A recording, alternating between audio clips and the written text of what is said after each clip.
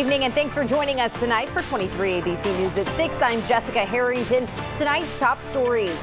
A local Kern County race getting heated. More on the feud rising over the battle for District 4 supervisor seat. The new criminal investigation being requested by one of the candidates.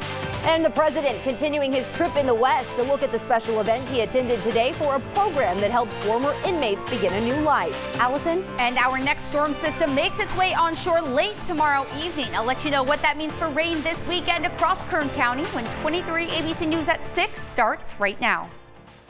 Live from downtown Bakersfield, 23 ABC News at 6 starts now. Good evening. Things are heating up in the 4th District supervisorial race between incumbent David Couch and challenger Emilio Huerta.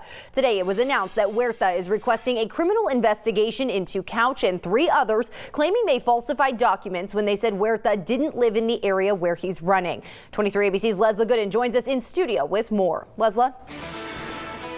Yes, good evening. Rodriguez and Associates representing Emilio Huerta says that David Couch, Brandon Martin, and Fernando Flores and Delano Mayor Joe Aguirre intentionally filed illegal documents claiming that Huerta does not in fact live in Delano.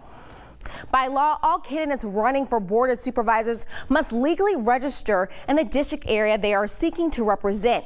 Couch, Martin, Flores, and Aguirre have all filed Superior Court documents stating Huerta does not live in the area he's running for, which is Delano. 23 ABC was able to obtain one of those documents that Rodriguez and Associates were referring to. That was filed against the county and Huerta on January 8th of this year by Delano Mayor Aguirre. The documents were filed, quote, to prevent the Kern County Registrar of Voters from placing an ineligible candidate on the ballot for the March 3rd, 2020 election. However, documents filed says Huerta did not live in the 4th District when he registered to vote in the 4th District or when he took out nomination papers. It says he continues to live outside the 4th District during this time of his filing. The Kern County District Attorney's Office says they are aware of the new allegations by Rodriguez and Associates and are looking into it. In an interview a few weeks ago with 23 ABC, Huerta talked about his move to Delano. The questions that were raised were clearly raised by Representative Couch and his supporters in an effort to remove my name from the ballot and to deprive the residents of the 4th of the opportunity to elect somebody that they thought would better serve them. And so clearly, my residence is there. The court threw out the documents challenging my residency, and I think that should have been the headline. And I continue to have a residence in Delano. Yes. And you can catch this entire interview on our website, turnto23.com. Also, 23ABC reached out to Rodriguez and Associates this afternoon, who say they have proof that this document was intentionally filed with false, misleading information. However, the firm would not share with us today what that proof was and that they would prove an alleged crime. They said they will reveal that in detail tomorrow afternoon at a press conference. Meanwhile, we have also reached out to David Couch and the 3 others that are facing these new allegations but could not get a hold of them as of news time. For now, in studio, Leslie Gooden, 23 ABC News, connecting you. We are continuing to follow the president's West Coast visit. Today, former prisoners got the chance to meet President Donald Trump at a graduation ceremony in Las Vegas. Scripps reporter Jeremy Chin with our Las Vegas affiliate KTNV has more on the Hopes for Prisoners program, which provides re-entry services to men, women, and young adults to get them into the workforce and back into normal life after time behind bars. It's certainly a new chapter for these graduates, all of whom have spent time in prison, and for them it's a second chance at rebuilding their lives. Maceo Wells. The pomp and circumstance of graduation is in the air at Metro headquarters as graduates in caps and gowns shake hands with President Trump. It is an extreme honor to have him here today.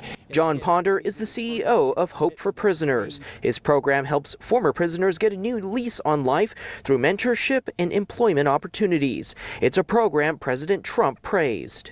It's a great and noble purpose. And you're valued members of our American family, and we are determined to help you succeed, and we're going to work with you. work that has about 30 graduates of the program taking part in the ceremony. The program has helped rehabilitate more than 3,000 former prisoners in 10 years, with a more than 90% success rate. Ponder says he sees the president making an impact on their lives. We're hoping that his words that he speaks in their lives today is going to be the very wind beneath their wings that's going to help carry them off to a whole new vista of life. Metro Police says this has been a successful program, helping keep people from going back to jail. I can physically point to one life at a time that's being changed, and it's simply magical. It's magic this program is making sure redemption becomes a reality.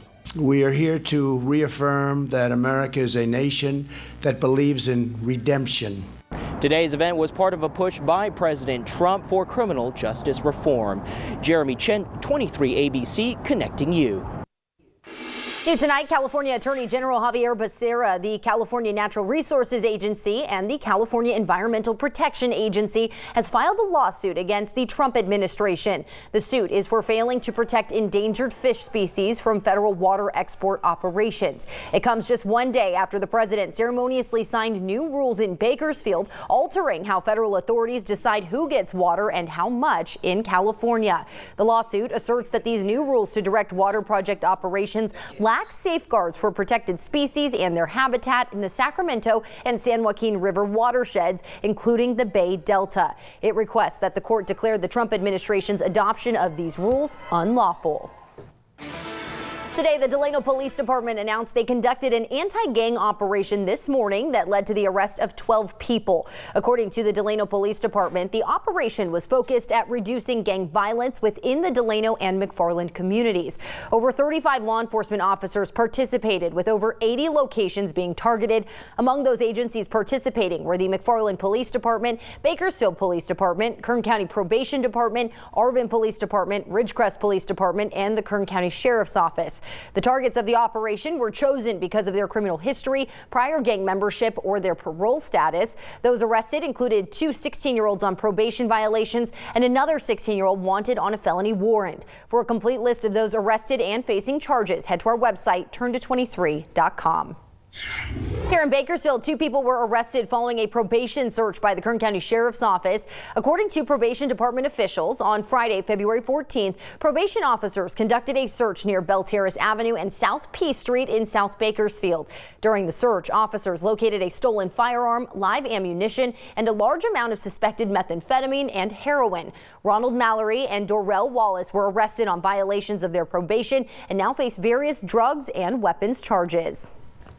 Above average and spring-like temperatures is the case across the region today, and we're definitely seeing that here in Bakersfield. We had a high of 79 degrees, which was the warmest day of the year so far. That was also 15 degrees above average and actually just 2 degrees shy of reaching the record that was set back in 1977. And 100 days ago is when we saw those temperatures this warm. That was back on November 12th. And that's all thanks to high pressure that's dominating over the region and an increase in those easterly winds. We were seeing that today, and that's going to be the case again tomorrow afternoon as a storm system is going to be making its way onshore. But before it brings any precipitation, it is going to bring another round of those above normal temperatures and moderate air quality. I have more details on just how warm we will be getting tomorrow, and then a big cool down this weekend coming up next.